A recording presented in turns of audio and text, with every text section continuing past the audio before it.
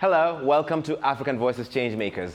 I'm Larry Madowo here at the Advanced Fitness Gym in Nairobi to try out my fighting skills. Coach? All right, let's do it. I have a coach. Watch out for me, world. I'm coming. I actually got inspired by the grit of South African UFC champion Dricus Du Plessis. I caught up with him in Pretoria after his historic win earlier this year, and he even taught me some mixed martial arts moves. That kid in me, the 14-year-old that wanted so badly to become an MMA fighter. Like people talk about Bruce Lee. I want to be 100 years from now, 200 years from now, people speaking about Dricus Du Plessis. That's my inspiration. Hey guys, I'm Dricus Du Plessis, UFC middleweight champion of the world, and I'm a change maker. Dricus Du Plessis went out on a limb to climb up the UFC's pyramid. Was it all worth it? 100%. 100%. I would do it all over again and more. Dricus Du Plessis, middleweight, world champion. You know it's real because it's here. It says world champion. That's a fact. Yeah, this belt, I spend a lot of time in my bed. I sleep with it sometimes. The payoff came in January in Toronto, Canada. Dricus took the middleweight title on a split decision from the reigning champ, American Sean Strickland, to become the first South African champion in the UFC. Congratulations. It's South Africa is still kind of reeling from you bringing a championship belt to the country for the first time. We are still not over it, and I don't think we're going to get over it anytime soon. It's a massive win for me, and more importantly, it's a massive win for South Africa, and it's a massive honor for us to be a country now represented in a sport that we were never seen as a force to be reckoned with. Because this is a rugby nation. I've lived here. South Africa is mad about rugby. Yes. And you're single-handedly getting South Africans interested in MMA and UFC. Yeah, of course. I mean, if you look at the sports like rugby, cricket, soccer, everybody likes at least one of those sports in South Africa, and in most cases more than one. Right. And MMA it came on the scene and it started to grow, but it was a very small amount of people that knew about this. And now, I mean, I'm talking to people, every single person that I see knows about the UFC and knows about MMA. And now in this gym, I mean, I see people coming from all over, young kids from the age of 5 wanting to get into this sport because they are not necessarily interested or good at another sport. And this is something you can do for yourself. You know, with this, there's no politics when it comes to let's punch each other in the face. It's just like, we're doing it. Yeah, we're doing it. There can be only one winner, and it will always be a clear winner. Is your path a typical path to UFC? Because you started judo when you're 5 years old, and then kickboxing. You're a K1 kickboxing world champion, and then UFC. I would say that is, martial arts is always just an extracurricular activity. My brothers did it, so I did it. But my brothers were national champions, both of them. And we never did it with the intention of becoming professionals. It was just for fun. And I finished my primary school and high school in Hartbeespoort. Then in 2012, I matriculated and I came to Pretoria, actually on a rugby bursary. That was the dream. Right. And I realized quickly that if I want to pursue a career in rugby, if I want to try and be, obviously if you play rugby, you want to play for the Springboks, and that's a very hard and tall order. And I love rugby, but this passion I have for what I do. So on the first day I did it, there was just nothing like it. Ramming like a rugby player, Dricus mastered his takedowns in the octagon and so far is still undefeated. His wrestling style with powerful kickboxing blows was explosive against Strickland. In your Strickland fight, in the end it was a split decision, but what won it for you? Is it because you're bigger and stronger than him? No, it was that I'm a more complete fighter than him. That was what won me that fight. And I was hungrier. And you could see it, he was moving backwards the whole time, just behind his jab. I was pressing forward, trying, engaging the whole time. I landed takedowns. I landed 5 takedowns. I landed a lot more kicks. In the sport of MMA, I was just a better all-around fighter, and a hungrier fighter, and that's what won me that fight. But being from South Africa, his path to the UFC was not a straight line. I wanted to be the best at something. I wanted to be the greatest. This was a vision from 19 years to now. It's been 11 years of saying, I'm going to give up everything. I started watching fight videos. And at 15, I had my first amateur K1 fight. And, I became SA champion, got picked to fight in the world champs, became world champion. And then I had 6 months after high school, my first professional fight in the EFC. Right. So that's the path of, you have to have professional wins. The UFC is being fed by all these other organizations. It's like a pyramid. Like the EFC, all of the whole world's fighters are fighting under here, and the UFC picks the fighters they scout and they want. Right. It was hard being from South Africa, because it's not a country they typically look at when they're looking for fighters. Right. You know? So, but like I said, now that's all changed. As a kid, Dricus's early motivations came from the movies. You watched Never Back Down, the film, when you're 14. Yeah. Did you think that really piqued your interest into getting into this? 100%. I watched that movie and I thought, holy, this is cool. That whole movie, it was the most intriguing thing, seeing this guy being this typical badass guy, going in and then he gets to a gym, and these people are real trained badasses. Then this guy goes back and he starts training, learns technique, learns to be in control of his emotions, don't get angry. It's a good representation of the sport. And at the end of the day, if you don't know the techniques, if you don't put in the work, if you don't know how to be in control of your mind, your aggression, your emotions, you can't be successful in this. Is that when you knew you wanted to do this professionally? Or did that happen earlier or later? I didn't even think about it that way. I thought about it, I want to fight. When my UFC champion aspiration started, once I had won my first EFC title, I was the youngest champion at that stage. I said, I can go all the way with this. I want to be the best in the world. Next. Now I'm a champion. I'll fight whoever they put there. Line them up and I'll knock them down. That's it. Dricus puts his money where his mouth is.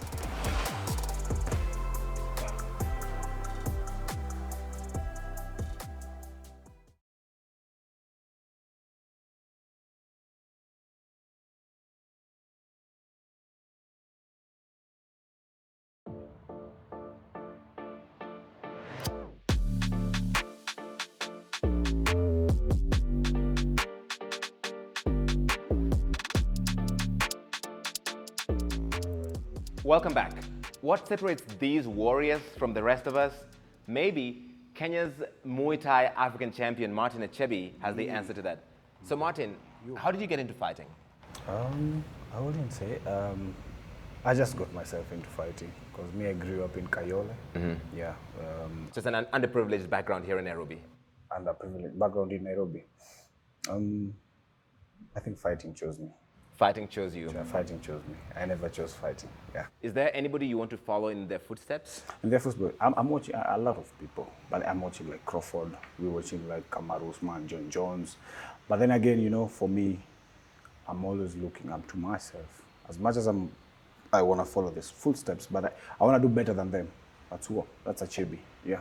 You're competing against yourself. I'm competing against myself. That's the winner's, that's a champion's attitude right there. I'm a champion, always. Speaking of world champions, Israel Izzy Adesanya is one of the best middleweight fighters in the world. He will fight Dricus Du Plessis, who has a perfect record in the UFC. But it wouldn't be a fight without the reigning world champion ruffling some feathers with his words.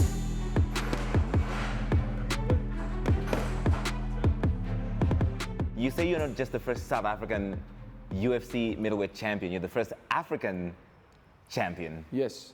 Well, I mean, there's a lot of fighters with African heritage and champions with African heritage, but I am the only fighter in the UFC, the only champion in the UFC, in the history of the UFC, that was born, raised, residing, and trained in Africa, and I still live here. And that is special. That is special. Dricus Du Plessis delivered these comments after January's big win, and that didn't sit well with the other three African champions in the UFC, Francis Ngannou, Kamaru Usman, and Israel Adesanya. So you're just claiming it. The others might have African heritage, but they live in New Zealand or the US or elsewhere. They weren't trained in Africa. Right. So, I mean, yes, of course they're African born, and I mean, great, and that's their heritage, and they always will be. But I'm the only one that resides here. My whole team is from here, and I still live here today. I live here every single day. I have only lived here, and I'm trained in Africa. Do you want to bring a UFC fight to South Africa? Absolutely, I would love that.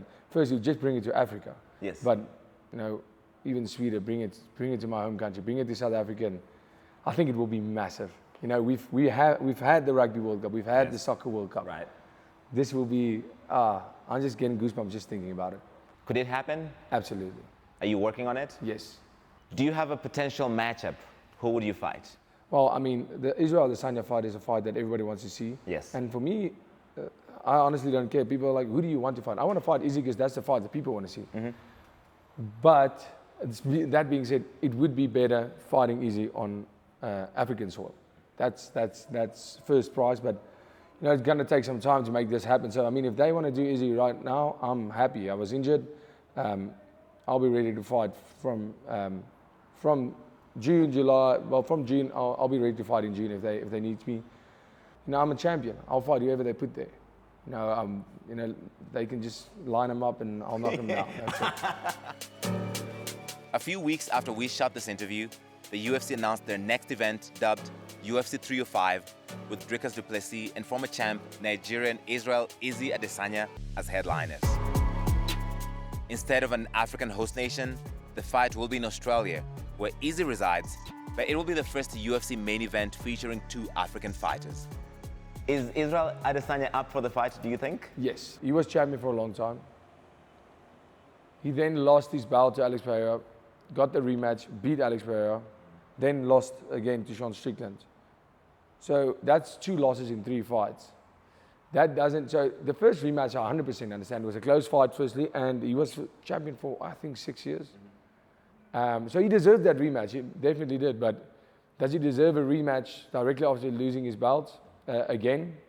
So basically he didn't defend his belt again, he just lost it. So, but you know, this is a fight game, it doesn't work like that. You know, the fight that people want to see, and listen, make no mistake, Israel Adesanya is one of the best fighters in the world. And yeah, I mean, that's the fight I want. You and Israel go back and forth all the time. There seems to be some beef between the 2 of you. So I think that fight would be extra special. That would be amazing.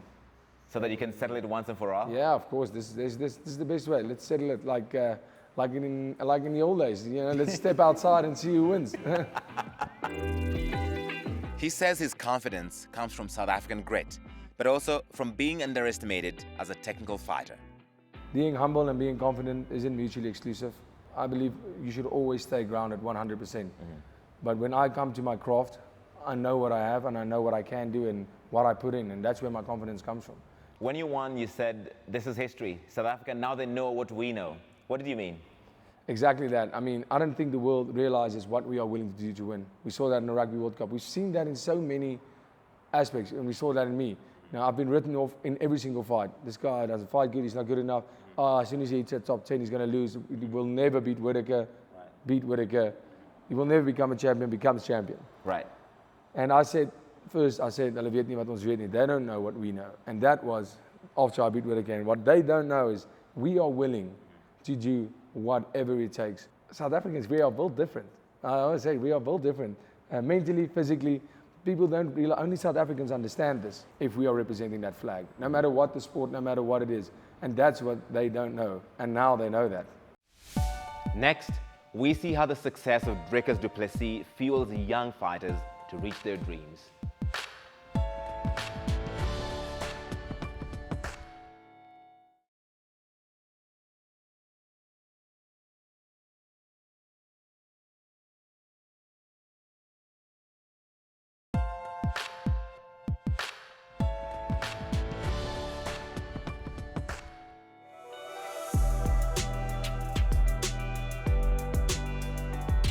Every single kid, whether you're a boy or a girl, regardless of what the sport, has to do some form of martial arts because you are 100% responsible for the outcome.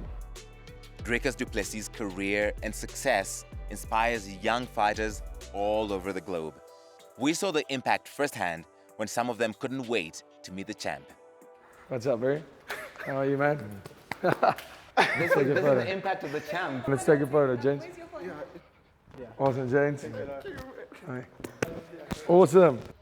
I think that speaks to what you were just saying, that people are genuinely inspired. The fact that they saw you doing the interview and they really wanted to take a picture shows the impact and the inspiration you are to so many people.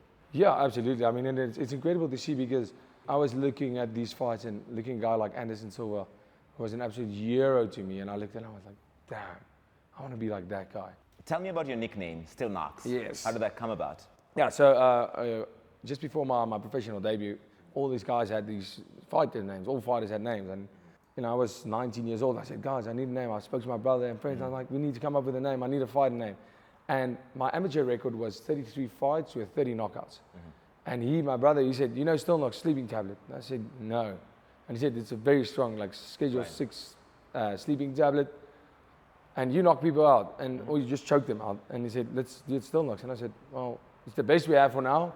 We'll keep it for now. And then I had my first fight and it stuck. And it came true. It came true. Your UFC record is just like unbeaten. Just putting guys to sleep.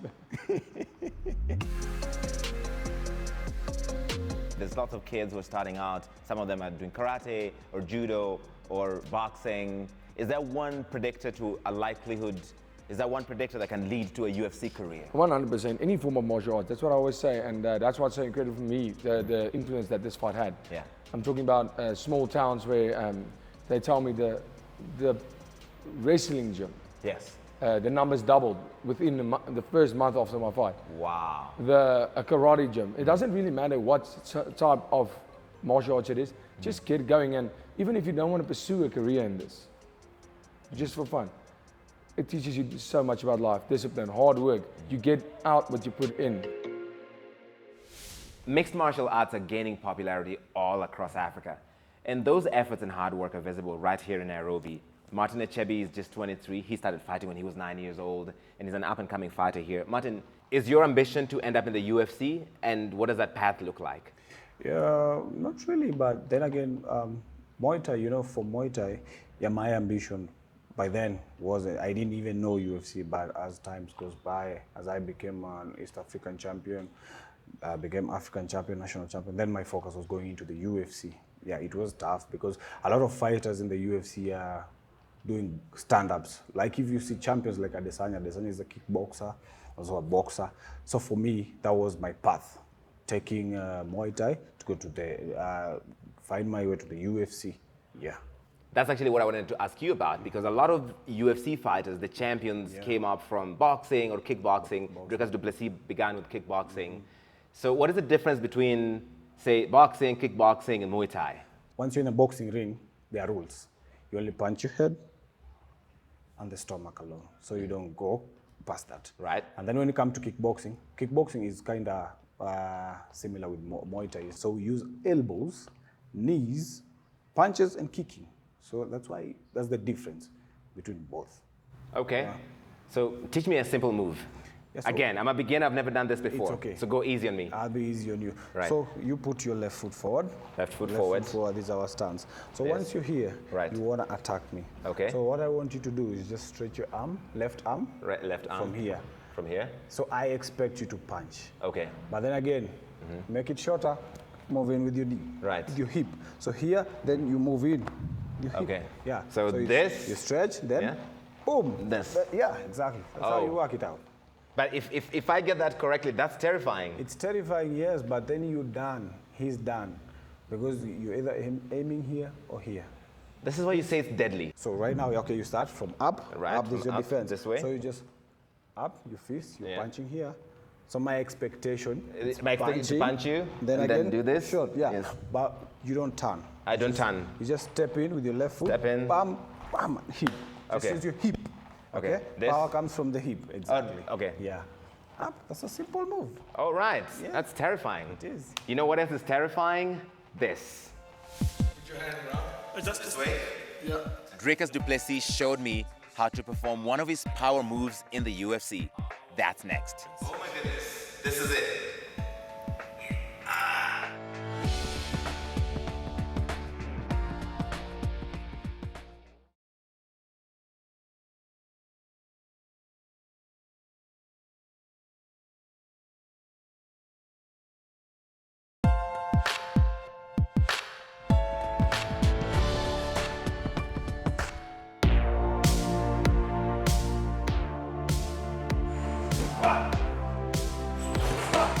I'm the first South African UFC champion, and I have no doubt that there's plenty more coming. Dricus Du Plessis had a hero's welcome after his historic middleweight championship win back in January. How has your life changed since becoming champ? Oh, it's been incredible. It's been very, very busy. I mean, we are very busy, but one thing never changes. There's that championship confidence in the gym, and I love that.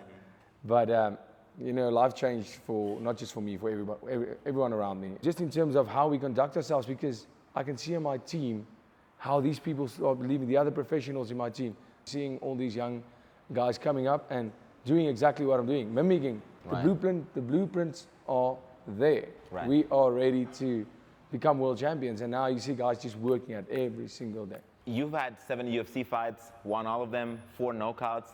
Did you ever imagine you'd be world champion? Yes. Oh, okay.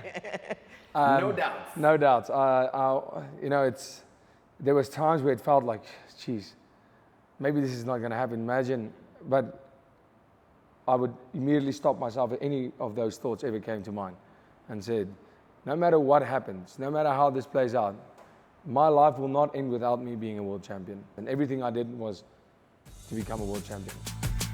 Dricus showed me a wrestling move that, believe it or not, is legal in the UFC. That's how I embarrass my people. So, obviously I'm nowhere near a UFC fighter, but can you teach me some basic move? I can teach you a rear naked choke. I'll show you that. Okay. So a rear naked choke is basically, you always see this. So look at this. This is probably the most common move. So feel this immediately. Yeah. And it's powerful. It's a powerful move. And it can disable you. 100%. 2 hands and then... It's just over. If I have your neck like that in any fight, it's done. It's over. So when do you use that in a fight? If we're on the ground, Yeah. that's typically where we'll use it, and I get the guy's back. Yeah. Get on his back like that. That's what you're working for. He's going to try and protect with all his might. Right. Your neck is everything. If you're fighting a real strong guy or a real flexible guy, in terms of arm bars, they get out of that stuff. But if you catch somebody's neck, you can be as flexible as you want. You can be as durable as you want. Right. If the blood flow is off, it's off. In boxing, you can go down, but in UFC, you can't because you'll get a knee. Yeah, so then you'll get kneed in the face. Yeah. So that's one thing. So I can kick you there. See? Yeah.